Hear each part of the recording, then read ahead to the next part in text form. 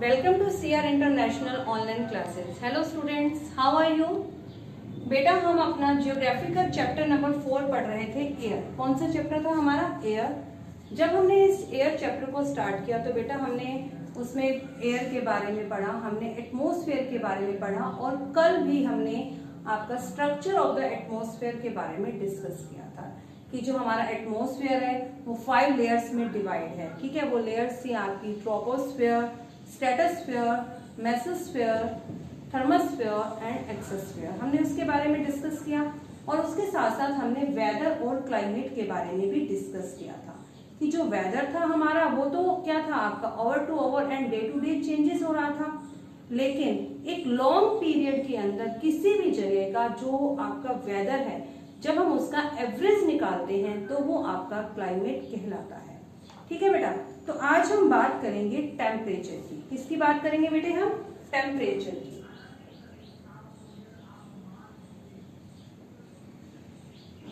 Temperature यानी कि तापमान। ठीक है, अब टेम्परेचर क्या होता है आपका? क्या होता है टेम्परेचर? टेम्परेचर जो है degree of hotness and coldness of the air, कि वायु में कितनी शीतलता है, वायु कितनी ठंडी है, वायु कितनी गर्म है, उसको हम टेम्परेचर कहते हैं। ठीक है, उसके परिमाण को। तो देखिए बेटा, ओपन योर बुक्स।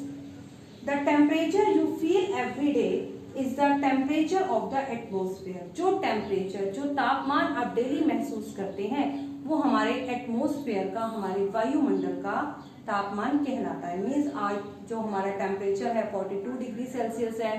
ठीक है, कभी टेम्परेचर 44 डिग्री सेल्सियस होता है और जब सर्दियां आती हैं तो टेम्परेचर 20 डिग्री सेल्सियस भी हो जाता है। तो हम हर रोज जिस टेम्परेचर को भी फील करते हैं वो हमारे एटमोस्फेयर का टेम्परेचर कहलाता है। The degree of hotness and the coldness of the air, वायु में शीतलता और ताप का जो परिमाण है, जो उसकी डिग्री है, उसको क्या कहा जाता है? Temperature is known as temperature. तो क्या लिखेंगे हम? The degree of hotness, the degree of hotness and coldness of the air। ठीक है, टेम्परेचर क्या हो गया? The degree of hotness and the coldness of the air, कि वायु में ताप और शीतलता का जो परिमाण है, जो उसकी डिग्री है, वो हमारा टेम्परेचर कहलाता है। आगे देखिए बेटा, the temperature of the atmosphere changes not only between day and night, कि जो हमारा टेम्परेचर है वो सिर्फ डे और नाइट में ही चेंज नहीं होता। आप देखते हैं ना, डे के समय टेम्परेचर कितना ज्यादा होता है, सनराइज होता है, सन की रेज हमारी अर्थ रिसीव करती है जिसके कारण हमारा टेम्परेचर बहुत बढ़ जाता है। और रात्रि के समय कुछ अमाउंट में जो है अर्थ जो है सन की जो रिसीव की गई हीट है उसे रिलीज कर देती है, जिसके कारण तापमान कम हो जाता है। तो दिन और रात में तो टेम्परेचर चेंज होता ही होता है बेटा। उसके साथ साथ सीजन टू सीजन भी टेम्परेचर चेंज होता है। एक ऋतु से दूसरे ऋतु में मौसम चेंज होता है। जैसे गर्मी में टेम्परेचर 40 अबव जाता है और जबकि सर्दियों में टेम्परेचर बहुत कम 20 डिग्री, 15 डिग्री और यहाँ तक कि कई जगहों पर तो माइनस में भी चला जाता है। तो देखिए बेटा, the temperature of the atmosphere change not only between day and night but also from season to season. मतलब ये जो हमारा जो टेम्परेचर जो चेंज होता है ना, वो डे टू डे तो होता ही है और उसके साथ साथ सीजन टू सीजन भी होता है। ठीक है, डे टू डे भी चेंज हुआ और सीजन टू सीजन भी चेंज हुआ। Summers are hotter than winter, जैसे कि आपकी जो समर्स है, जो गर्मियों का मौसम है, वो विंटर से ज्यादा गर्म होता है। An important factor that influence the distribution of temperature is insolation. एक इम्पॉर्टेंट फैक्टर, एक इम्पॉर्टेंट कारक है आपका, वो है इंसोलेशन। अब हम बात करते हैं इंसोलेशन की। इंसोलेशन, अभी इंसोलेशन क्या है? इंसोलेशन को हम बोलते हैं आतपन।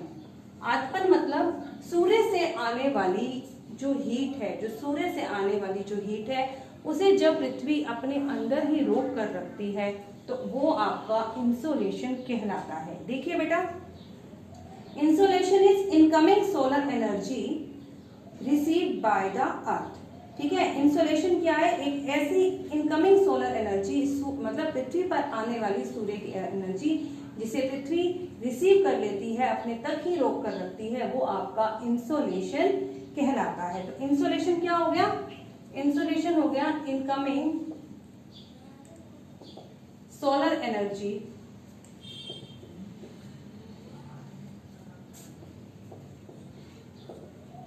रिसीव्ड बाय अर्थ, जिसे अर्थ ने रिसीव किया वो हो गया आपका इंसोलेशन। आगे कह रहा था amount of the insolation decreases from the equator towards the pole. जैसे जैसे हम इक्वेटर से पोल की तरफ जाते हैं तो जो हमारा इंसोलेशन का जो अमाउंट है वो डिक्रीज यानी कि कम होता चला जाता है। देखिए बेटा, जैसे हमने यहाँ बनाई अर्थ, ये हमारी अर्थ है और ये अर्थ को दो बराबर भागों में डिवाइड कर दिया इक्वेटर में, ये हमारा हो गया इक्वेटर। ठीक है। अब इक्वेटर पर आपको पता है सन रेज कैसे पड़ती है? डायरेक्ट पड़ती है। सन रेज डायरेक्ट है, यहाँ पर सन रेज डायरेक्ट होने के कारण ये जो क्षेत्र है सूर्य की ज्यादा गर्मी को, सूर्य की ज्यादा हीट को प्राप्त करता है। इस कारण यहाँ पर इंसोलेशन का अमाउंट भी ज्यादा होता है। लेकिन जैसे जैसे हम इक्वेटर से पोल की तरफ जाते हैं, ये हमारा हो गया नॉर्थ पोल और ये हमारा हो गया साउथ पोल, जैसे जैसे हम इक्वेटर से पोल की तरफ जाते हैं जो सन की रेज यहाँ डायरेक्ट पड़ रही थी वो कैसे हो जाती है? स्लैंटिंग हो जाती है, यहाँ भी और यहाँ भी। अब सन की रेज स्लैंटिंग हो गई तो मीन्स यहाँ पर सूर्य से आने वाली जो गर्मी है उसे पृथ्वी ने कम रोका। ठीक है। सूर्य की किरणें भी तिरछी पड़ी, तापमान भी कम रहा और इस कारण यहाँ पर इंसोलेशन का अमाउंट भी कम हो गया। और लेकिन जैसे जैसे हम ध्रुव तक पहुंचे, ये जो हमारे ध्रुव है, ये जो हमारे पोल है, जब हम पोल तक गए तो सूर्य की जो हीट है, जो सूर्य की जो रेज है, जो सन रेज है वो ना के बराबर पड़ती है यहाँ पर। इस कारण ये जो हमारे पोल हैं ये हमेशा क्या? आइस से ही कवर्ड रहते हैं, हमेशा बर्फ ही ढकी रहती है। तो देखो बेटा, the amount of insolation decreases from equator toward the pole. अब आप जान गए होंगे कि इक्वेटर से जब हम पोल की तरफ जाते हैं तो हमारा जो टेम्परेचर है वो डिक्रीज होता चला जाता है, क्योंकि जैसे जैसे हम इक्वेटर से पोल की तरफ जाते हैं सन रेज जो है हमारी वो स्लैंटिंग होती चली जाती हैं। Therefore the temperature decreases in the same manner. इस कारण टेम्परेचर भी सेम मैनर में घटता है। मीन्स जैसे जैसे सन की किरणें जो है वो डायरेक्ट थी तो तापमान ज्यादा था, लेकिन जैसे जैसे सूर्य की किरणें तिरछी होती चली गई वहां पर तापमान भी कम होता चला गया। Now you understand why the poles are covered with the snow. अब तो आप जान ही गए होंगे कि ये जो पोल्स हैं ये बर्फ से क्यों ढके हैं, क्योंकि यहाँ पर सूर्य की किरणें जो है ना के बराबर पड़ती हैं। ठीक है। आगे देखिए, it would become too warm for some crops to grow. कह रहे हैं अगर टेम्परेचर बहुत बढ़ जाएगा, अगर the earth temperature rises too high, अगर अर्थ का टेम्परेचर बहुत बढ़ जाएगा तो यहाँ पर कुछ फसलें ऐसी होंगी जो ग्रो नहीं कर पाएंगी, क्योंकि हर एक क्रॉप को ग्रो करने के लिए डिफरेंट टाइप का टेम्परेचर चाहिए होता है। कुछ क्रॉप्स ऐसी होती हैं जिन्हें काफी हाई टेम्परेचर चाहिए ग्रो करने के लिए और कुछ क्रॉप ऐसी हैं जिन्हें लो टेम्परेचर चाहिए। तो यदि टेम्परेचर इंक्रीज हो जाएगा तो कुछ फसलें हमारी धरती पर ग्रो नहीं कर पाएंगी। आगे देखिए, temperature in the city much higher than that of the village. और उसके साथ साथ जो तापमान है सिटी का वो भी ज्यादा होता है गांवों की बजाय। क्यों? क्योंकि शहरों के अंदर पक्की सड़कें हैं, व्हीकल ज्यादा चलते हैं, पोल्यूशन ज्यादा है, फैक्ट्रियों से धुआं निकलता है, जिसके कारण यहाँ पर तापमान बढ़ जाता है। The concrete metals in building and the asphalts of road get heated up during the day. और दिन के समय जो मेटल से बनी बिल्डिंग है, जो एस्फल्ट से बने रोड है, जो कंक्रीट पत्थर से बने हुए रोड है, वो गर्म होकर तप उठते हैं, जिसके कारण भी सिटी का टेम्परेचर बढ़ जाता है। This heat is release during the night. और रात के समय जो ये हीट है वो रिलीज हो जाती है, वो काफी मात्रा में उस सड़क से, उन भवनों से रिलीज हो जाती है, निकल जाती है। Also the crowded high rise building of the city. और उसके साथ साथ जो भीड़ भाड़ वाले इलाके हैं या फिर ऊंची ऊंची जो बिल्डिंग वाले क्षेत्र हैं, ट्रैप द वार्म एयर, वो गर्म वायु को रोक लेते हैं। ठीक है। ऊंची ऊंची बिल्डिंग है, इसके कारण जब दिन के समय सूर्य निकलता है तो वो उस गर्मी को रोक लेते हैं, जिसके कारण हमारा टेम्परेचर भी रेज हो जाता है, टेम्परेचर भी हमारा इंक्रीज हो जाता है। कहाँ पर? सिटीज में। ठीक है बेटा, अब हम बात करते हैं एयर प्रेशर की। ठीक है। एयर प्रेशर मीन्स प्रेशर, आप समझते हैं? दाब लगाना मतलब पृथ्वी की सतह पर वायु के द्वारा जो दाब लगाया जाता है उसे हम एयर प्रेशर कहते हैं। एयर प्रेशर मीन्स आप देखते हैं ना कि एयर हमें ना चारों तरफ से, हमारी बॉडी की चारों तरफ से हमें प्रेशराइज करती है, हम पर दाब लगाती है, लेकिन हम उसे फील नहीं कर पाते। ऐसा इसलिए होता है क्योंकि वो हमारी चारों तरफ से लग रहा है, लेकिन जब एयर एक डायरेक्शन में बहुत तेज गति से चलती है उस वक्त हम एयर प्रेशर को महसूस कर पाते हैं। तो देखिए बेटा, you will be surprised to know that the air above us presses us with a great force on our body। आपको ये जानकर आश्चर्य होगा कि जो एयर है वो हमारी बॉडी पर एक बल लगाती है, एक फोर्स लगाती है, वो भी चारों तरफ से। However, we don't even feel it, और यहाँ तक कि हम उसे महसूस नहीं कर पाते। This is because the air presses us from all direction and our body exert a counter pressure। ऐसा इसलिए होता है क्योंकि वह हमारी बॉडी पर चारों तरफ से प्रेशर लगाती है और जो हमारा शरीर है उसके विपरीत दिशा में बल लगाता है।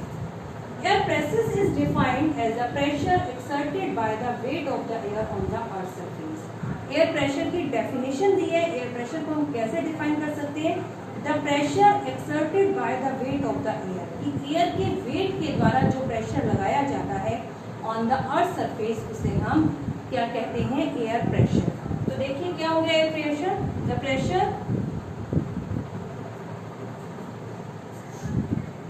Exerted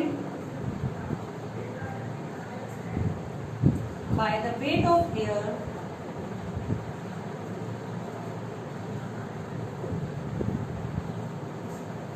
by the weight of air on the earth surface।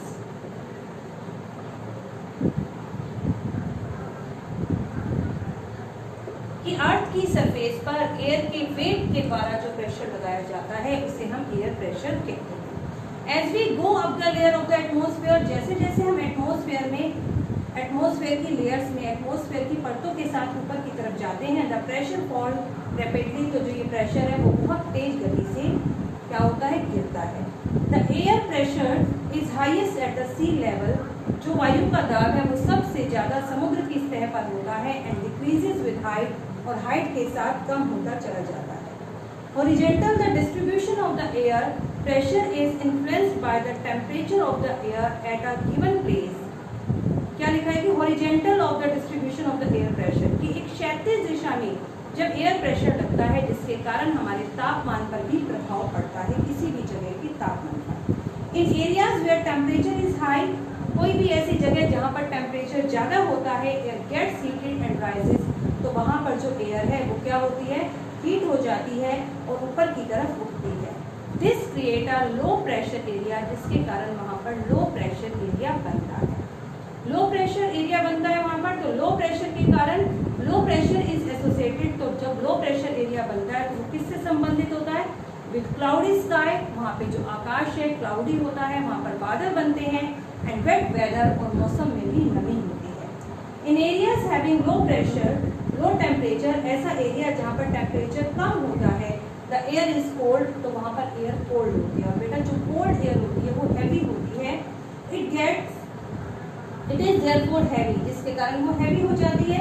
Heavy air sinks and create a high pressure area, और जो हैवी एयर है वो सिंक करती है, उसमें नीचे जाने की प्रवृत्ति होती है। मैंने बताया था हल्की वायु ऊपर की तरफ उठती है और भारी वायु नीचे की तरफ जाती है, जिसके कारण वहाँ पर हाई प्रेशर यानी कि उच्च दाब बनता है।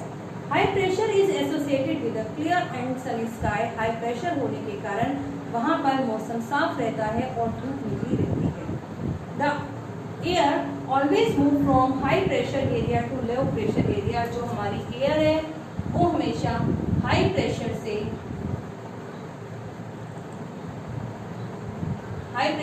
लो प्रेशर की तरफ, हाई प्रेशर से लो प्रेशर की तरफ मूव करती है। ओके बेटा, इससे आगे अब हम कल बढ़ेंगे।